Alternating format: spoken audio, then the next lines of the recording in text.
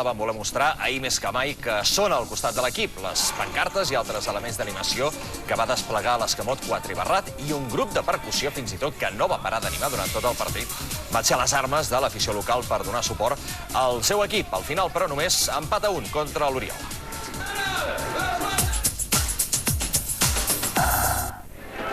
I això que el Sant Andreu va fer una bona primera part. Els jugadors tenien ganes de sumar una victòria que feia 7 jornades que se'ls resistia i tot semblava encarrilar-se quan en el minut 26 Matías Irace va fer aquesta rematada de cap elevada que va sorprendre el porter Roca. Tot anava bé, però just abans del descans, Casas connecta aquesta gran rematada des de fora a l'àrea.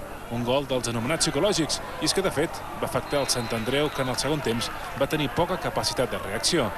Aquesta centrada d'Irace, que va obligar a sortir de punys al porter Roca, va ser una de les aproximacions més perilloses del Sant Andreu. La cosa va acabar amb empat i Robert Fernández no s'ho va prendre gens bé.